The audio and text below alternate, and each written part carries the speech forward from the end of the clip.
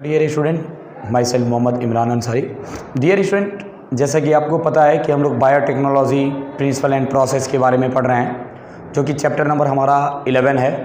और हम लोग लगभग सभी चीज़ों के बारे में बात कर लिए थे कि रेस्ट्रिक्शन एंजाइम क्या होता है, इसमें कौन कौन से कैसे कैसे प्रोसेसेस होते हैं, रिकॉम्बिनेंट डीएनए टेक्नोलॉजी कैसे बनता है। आज हम लोग पूरा इसका मैकेनिज़्म पढ़ेंगे कि बायोटेक्नोलॉजी का मैकेनिज़्म क्या है, मतलब कि process of recombinant DNA technology, मतलब रिकॉम्बिनेंट डीएनए टेक्नोलॉजी का क्या क्या प्रोसेस होता है, दो अलग अलग प्रकार के डीएनए को किस तरह से हम लोग निकालते हैं और कैसे लाकर दोनों को जोड़ देते हैं, इस पूरी प्रोसेस को आज हम लोग को डिस्कस करना है। तो इसमें याद रखिएगा, इसमें कुछ टॉपिक्स हैं हमारे process of recombinant DNA technology में, कुछ हमारे टॉपिक्स हैं। जैसे पहला टॉपिक है बच्चों, आइसोलेशन ऑफ जेनेटिक मटेरियल, मतलब कि डीएनए, डिज़ायर डीएनए, मतलब कि जो हम अपने इच्छा के अनुसार से जो डीएनए हम निकालना चाहते हैं, अपने इच्छा के अनुसार जो डीएनए हम निकालना चाहते हैं उस डीएनए को निकाल लिया जाता है, उसी को आइसोलेशन ऑफ जेनेटिक मटेरियल यानी आइसोलेशन ऑफ डिज़ायर डीएनए कहा जाता है, या आइसोलेशन ऑफ डीएनए कह सकते हैं। दूसरा है, अगर आप आइसोलेट कर लिए यानी डीएनए को जब आप बाहर निकाल लिए तो उसको कट करेंगे, सिंपल सा बात है, कट करना ही है। तो कट करेंगे किसे? रेस्ट्रिक्शन एंडोन्यूक्लियस एंजाइम से, जो पैलिंड्रोमिक सीक्वेंस को कट करता है। मैंने ये भी आपको बताया था, अगर नहीं आपको पता है तो इसे पहले वाले पार्ट 1 वीडियो में आप जाके इजीली देख सकते हैं, ठीक। तीसरा है amplification of gene of interest using PCR, यानी कि पीसीआर में रख के उसका एम्प्लीफिकेशन किया जाता है। एम्प्लीफिकेशन का मतलब होता है बच्चों, पीसीआर एक मशीन होता है, उस मशीन में जो कटे हुए डीएनए हैं उनको अगर रखा जाएगा तो वो डीएनए की कॉपी बनाना शुरू कर देता है। मिलियन में कॉपी बनाता है, कई मिलियन बना देगा कुछ ही समय के अंदर, समझ में आ गया, जिससे हम लोग बहुत सारे डीएनए को प्राप्त कर सकते हैं। चौथा प्रोसेस है insertion of recombinant DNA into the host cell.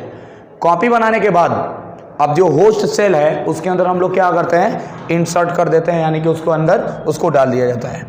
Obtaining the foreign gene product, अब क्या करते हैं, जब डालते हैं तो बहुत सारे और भी जीन हमको प्राप्त हो जाते हैं, ठीक है। लास्ट है down stream process, down stream process को भी हम लोग को पढ़ना है। इतने टॉपिक को हमको कवर करना है, तो आइए हम लोग स्टार्ट करते हैं। पहला topic, isolation of genetic material या आइसोलेशन ऑफ डीएनए। तो फर्स्ट ऑफ ऑल मैं आपको बता दूं कि आप किसी भी बैक्टीरिया से भी इजीली किसी भी डीएनए को ऑब्टेन कर सकते हैं, प्लांट से कर सकते हैं, एनिमल से कर सकते हैं। तो आइए हम लोग सबसे पहले बात करते हैं बच्चों डीएनए के बारे में। तो आपको पता है आइसोलेशन ऑफ डीएनए के बारे में हम लोग को बात करना है। आइसोलेशन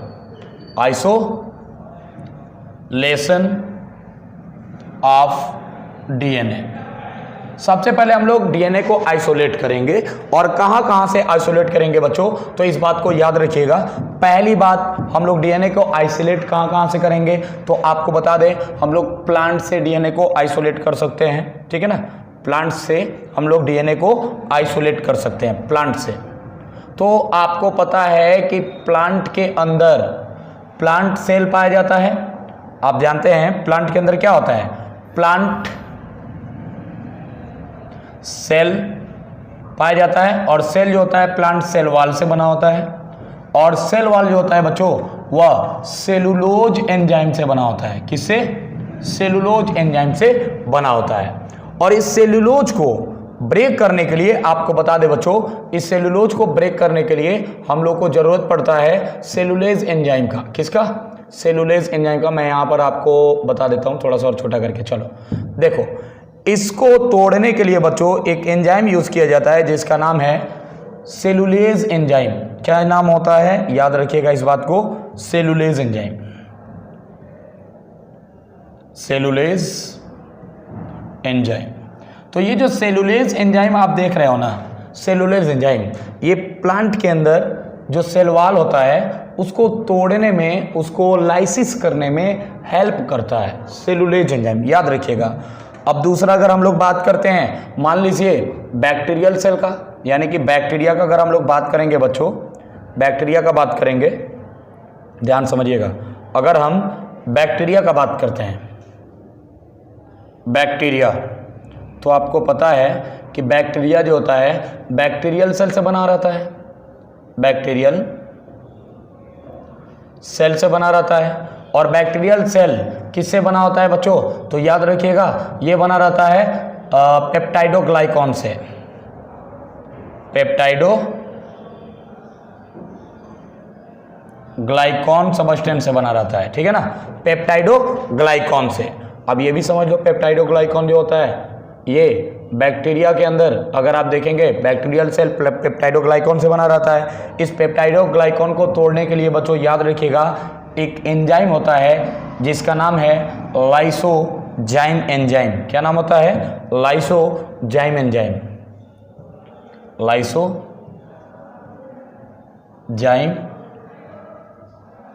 एंजाइम, लाइसोजाइम एंजाइम होता है। ये बैक्टीरिया सेल वॉल को तोड़ने में हेल्प करता है, बैक्टीरियल सेल वॉल को, ठीक है। और कभी कभी तो ऐसा होता है कि फंगस आ जाता है, यानी कि फंगस अगर आप देखेंगे फंगस तो उसका भी जो सेल वॉल होता है ना फंगस का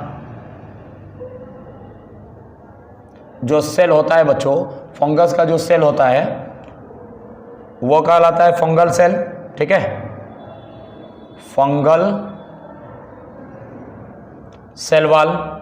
और आपको बता दें फंगल सेल वॉल जो होता है ना बच्चों वो बना रहता है काइटिन का बना रहता है, ठीक है। तो ये जो काइटिन आप देख रहे हो, ये काइटिन आप याद रखेंगे इसको तोड़ने के लिए एक एंजाइम आता है जिसका नाम है काइटिनेज एंजाइम, काइटिनेज एंजाइम आता है। ये फंगस का जो सेल वॉल होता है काइटिन से बना होता है उसको तोड़ता है। मतलब कि इतने पार्ट से आप इजीली डीएनए को ऑब्टेन कर सकते हैं। अब इसमें प्रोसेस देखो क्या होता है। फर्स्ट ऑफ ऑल आपको मैं बता दूं बच्चों कि मान लो कि एक बैक्टीरिया का या प्लांट का, मान लो कि प्लांट का ही ये पूरा पार्ट है, प्लांट का पार्ट है। मैं डायरेक्ट सेल वॉल को बना रहा हूं, सेल वॉल को आपको दिखा रहा हूं। ये क्या है? ये है सेल वॉल, यानी कि कोशिका भित्ति। अब याद रखना भाई कि इसके अंदर आपको पता होना चाहिए कि इसमें प्रोटीन पाया जाता है, यानी कि इसमें प्रोटीन भी होगा, ठीक, लिपिड भी होगा, कार्बोहाइड्रेट भी होगा, कार्बोहाइड्रेट्स भी होगा, ठीक है। और भी इसमें और भी मटेरियल होंगे, न्यूक्लियस होगा। और आपको ये भी पता है न्यूक्लियस के अंदर ही डीएनए पाया जाता है, ठीक। अब देखो और आरएनए भी होता है, साइटोप्लाज्म में आरएनए भी होता है। तो आपको पता है जब आप इसमें एंजाइम को ऐड करेंगे, मान लो प्लांट सेल है, मान लो सेल्यूलेज एंजाइम का यूज हमने किया। जब सेल्यूलेज एंजाइम का यूज करेंगे ना बच्चों तो सेल्यूलेज एंजाइम क्या करता है, जो प्लांट के अंदर सेल वॉल है ना, इस सेल वॉल को पूरी तरीके से तोड़ देता है। ध्यान समझिएगा, इस सेल वॉल को क्या करेगा, देख लो, इस सेल वॉल को पूरी तरीके से तोड़ देगा। टूट गया। अब आपको साइटोप्लाज्म में प्रोटीन दिखाई देगा, ठीक है। किस एंजाइम से सेल वॉल को तोड़े भाई? सेलुलेज से। अगर वही बैक्टीरिया कर रहा था तो लाइसोजाइम से, और वही अगर फंगस कर रहा था तो काइटिनेज से। याद रखिएगा हमने किस चीज को तोड़ा है? प्लांट सेल वॉल को, जो कि सेलुलेज एंजाइम से हमने तोड़ा है। तोड़ने के बाद से क्या क्या बचा? प्रोटीन, लिपिड, कार्बोहाइड्रेट, न्यूक्लियस और आरएनए और डीएनए, ठीक। तो आइए अब देखते हैं, अब हम लोग क्या करते हैं ना, लिपिड को तोड़ते हैं। तो लिपिड को तोड़, सेल वॉल तो हट गया ना, सेल वॉल को हटा दो, हट गया। तो अब हम क्या करेंगे, लिपिड को तोड़ने के लिए, लिपिड को डाइजेस्ट करने के लिए या प्रोटीन को डाइजेस्ट करने के लिए प्रोटीएज एंजाइम की नीड होती है। किस चीज की? प्रोटीएज। याद रखिएगा इसमें प्रोटीएज एंजाइम की नीड पड़ती है, यानी इनको तोड़ने के लिए हमको जरूरत पड़ेगी प्रोटीएज एंजाइम। प्रोटीएज एंजाइम से प्रोटीन डाइजेस्ट हो जाएगा। और आपको बता दें कि लिपिड जो होता है लाइपेज एंजाइम से डाइजेस्ट हो जाएगा, यानी लाइपेज एंजाइम का यूज करेंगे लिपिड को हटाने के लिए, क्योंकि हमको डीएनए निकालना है। कार्बोहाइड्रेट को डाइजेस्ट करने के लिए बच्चों हमको जरूरत पड़ता है कार्बोहाइड्रेटेज एंजाइम की। किसका? Carbohydrase enzyme. कार्बोहाइड्रेट को हटाने के लिए कार्बोहाइड्रेटेज कार्बोहाइड्रेटेज एंजाइम की नीड पड़ती है और ये कार्बोहाइड्रेटेज कार्बोहाइड्रेट को भी डाइजेस्ट कर जाता है। न्यूक्लियस को हटाने के लिए बच्चों तो याद रखिएगा न्यूक्लिएज एंजाइम की नीड पड़ती है, न्यूक्लिएज, तो न्यूक्लियस एंजाइम न्यूक्लियस को भी हटा देता है। आरएनए को हटाने के लिए तो राइबो न्यूक्लियस की जरूरत पड़ती है, राइबो न्यूक्लियस एंजाइम की नीड पड़ती है, राइबो न्यूक्लियस आरएनए को हटा देता है। बचता है क्या, एक साधारण सा सिंपल सा एक डीएनए हमको मिल जाता है, ठीक है ना। यानी ये जो पार्ट आप देख रहे हो ये हमको मिल जाएगा। चलो इसको हम लोग किनारे कर लेते हैं, डीएनए वाले पार्ट को हम किनारे कर लेते हैं। चलो हमको क्या मिल गया, डीएनए, चलो एक डीएनए मिल गया, ठीक। ये सभी चीज़ें हट जाएंगी, ठीक है। इसको मैं क्या करता हूँ ना, सेलेक्ट करके हटा देता हूँ, क्योंकि इनका कोई काम तो है नहीं। चलो किसी का कोई काम है नहीं, तो इनको अब हम लोग क्या करेंगे, पूरी तरीके से हटा देंगे, ठीक है। इनको भी हटा दीजिए। बचा है क्या हमारे पास बच्चों, तो याद रखिएगा हमारे पास बचा है बस एक पार्ट जिसका नाम है डीएनए। ये है हमारे पास डीएनए। और अगर आप डीएनए को देखोगे, डीएनए को देखोगे तो डीएनए जो होता है ये क्वाइल्ड रूप में होता है, मतलब कि ऐसे इस तरीके से, ये ऐसे ऐसे बहुत ही कुंडली नुमा संरचना के रूप में ऐसे ऐसे चारों तरफ से घुमा रहता है। इसको क्या करते हैं ना, एक स्पूलिंग होता है। स्पूलिंग एक इंस्ट्रूमेंट होता है छोटा सा, जैसे कि मान लो ये एक छोटा सा स्पूलिंग है, ये स्पूलिंग होता है। इस स्पूलिंग में इस डीएनए को इस तरीके से हम लोग लपेट के बाहर निकाल लेते हैं, ठीक। इसको बाहर निकाल लिया हमने।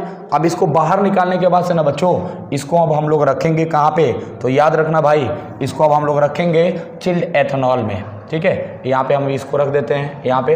अब दिखाते हैं आपको, देखिएगा ध्यान से, देखो। अब इसको हम क्या करेंगे, चिल्ड एथेनॉल में रखेंगे, चिल्ड इथेनॉल में रखेंगे, चिल्ड एथेनॉल। चिल्ड एथेनॉल मतलब ठंडा एथेनॉल में रखेंगे, खूब ठंडा एथेनॉल में रखेंगे।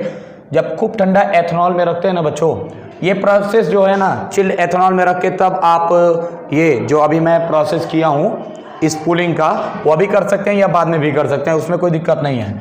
तो देखिए चिल्ड एथेनॉल में रखने के बाद से आप स्पूलिंग बाद में उसके बाद कर सकते हैं, या पहले स्पूलिंग करके चिल्ड एथेनॉल में रख सकते हैं। अब जैसे ही चिल्ड एथेनॉल में रखेंगे ना, उसके बाद से होता क्या है, डीएनए के फ्रेगमेंट हम लोग लपेट के प्राप्त कर लेते हैं यहाँ पे। और प्राप्त करने के बाद से बच्चों, अब यहाँ से हम क्या करते हैं ना, इसको एक एंजाइम से कट करते हैं। किस एंजाइम से, तो याद रखिएगा restriction, restriction endo nucleus enzyme. Restriction endonuclease enzyme से जब हम लोग इसको कट करेंगे ना बच्चों, तो वह इस तरीके से छोटे छोटे टुकड़ों में कट के आपको दिखाई देगा। समझ में आ रहा ना। अब इसको हम क्या करते हैं, पीसीआर में रख देते हैं और कॉपी बनाने के लिए पॉलीमरेज चेन रिएक्शन में।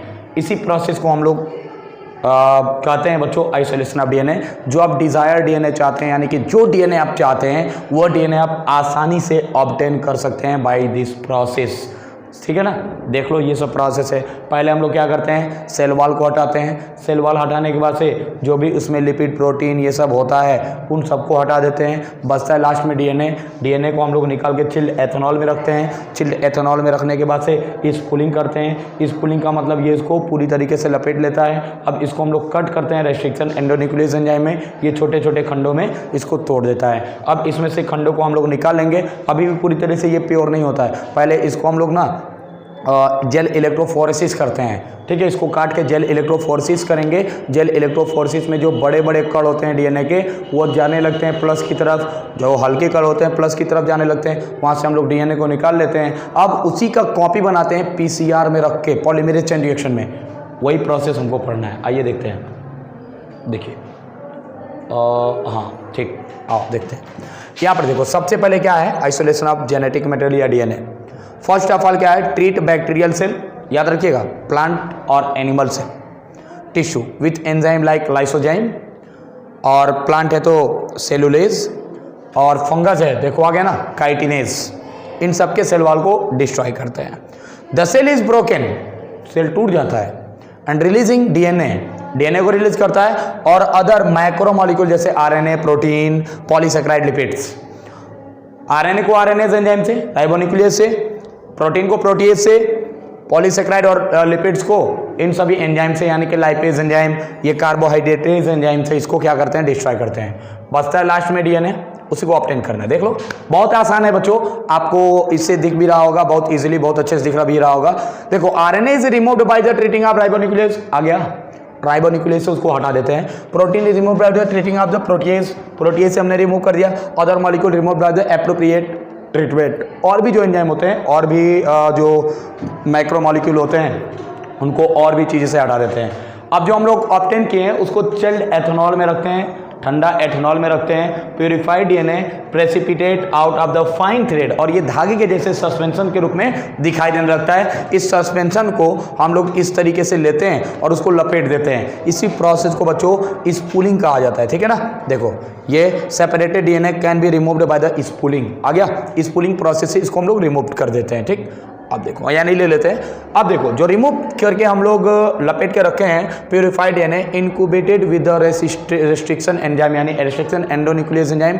As a result DNA digest, DNA fragment are separated by the technique called gel electrophoresis. Gel electrophoresis एक मशीन होता है बच्चों जिसमें एक प्लेट लगा रहता है, इसमें एग्रोज जेल को भरा जाता है। एग्रोज जेल आप लोगों को 6 चैप्टर में पढ़ाया गया है। एग्रोजेल सीवीड से प्राप्त किया जाता है और इसको जेल इलेक्ट्रोफोरेसिस मशीन पे रख दिया जाता है। वो न्यूट्रल होता है और इसमें कैथोड एनोड लगे रहते हैं। एनोड प्लस चार्ज होता है और कैथोड माइनस चार्ज होता है। तो जैसे ही लाइट पास किया जाता है और डीएनए के पास आपको बता दें सेगमेंट के पास माइनस चार्ज होता है, डीएनए निगेटिव चार्ज होता है, इसलिए निगेटिव वाले निगेटिव को रिपल्स करते हैं तो ये प्लस की तरफ जाने लगता है। प्लस में यहाँ आया जो हमको अच्छा लग रहा है डीएनए, अपने इच्छा के अनुसार इसको हम लोग स्मॉल वाले पार्ट को बाहर निकाल लेते हैं, ठीक है। देखो agarose gel electrophoresis is employed to the check of the progression of the restriction enzyme digestion. समझ में आ गया, इसको हम लोग निकाल लेते हैं बाहर।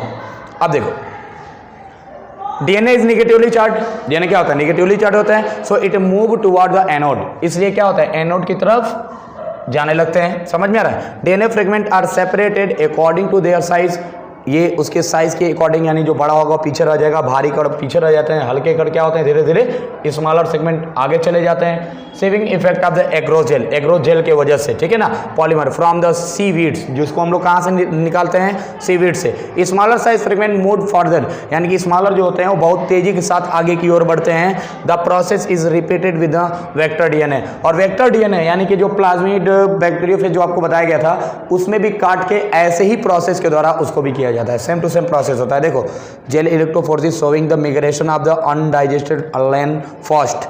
लेन फर्स्ट में अगर आप देखेंगे यहाँ पे तो जो अनडाइजेस्टेड है यानी बहुत बड़ा फ्रेगमेंट है ये आगे नहीं बढ़ता है, ये वैसे के वैसे ही रहेगा, ठीक है ना। And digested DNA fragment lane second, और लेन सेकंड देखो धीरे धीरे आगे जा रहा है, लेन थर्ड में और आगे, लेन 4 में बहुत आगे जा रहा है, ठीक है। तो जो आसान होता है ना, जो बहुत ही ज़्यादा हल्का होता है उसको हम लोग बाहर निकाल लेते हैं। देखो DNA fragment can be seen bright orange, यानी डीएनए फ्रेगमेंट क्या होता है, ब्राइट ऑरेंज कलर का दिखाई देने लगता है। इसमें इथिडियम ब्रोमाइड को मिलाया जाता है, ठीक है ना। इथिडियम ब्रोमाइड मिला के यूवी रेडिएशंस के द्वारा इसको गुजारा जाता है, तब इसमें इजीली सब कुछ हमको स्टैंड दिखाई देने लगते हैं, ठीक है।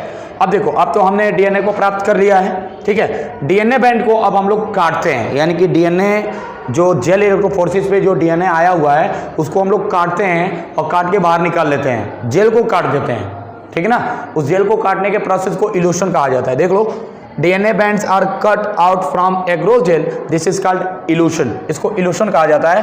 The cut out gene of interest from source DNA and cut vector are mixed and ligase is added, it create the recombinant DNA. कहने का मेरा मतलब यह है कि आपने अपने बॉडी से एक जीन को काट के बाहर निकाला था, एग्रोजेल में वो आगे चला गया, उसको हमने प्राप्त कर लिया, और एक वेक्टर डीएनए को भी ऐसे ही हम लोग करेंगे ना, सेम टू सेम प्रोसेस, उसको भी हमने बाहर निकाल लिया। अब इन दोनों डीएनए को एक दूसरे के साथ क्या करेंगे, यहाँ पे जोड़ देंगे तो बन जाएगा ना बच्चों रिकॉम्बिनेंट डीएनए। देख लो रिकॉम्बिनेंट डीएनए यानी पुनर्योगज डीएनए बन जाएगा, रिकॉम्बिनेशन, इसी प्रोसेस को रिकॉम्बिनेशन भी कहा जाता है। तो बच्चों आज के लिए इतना ही।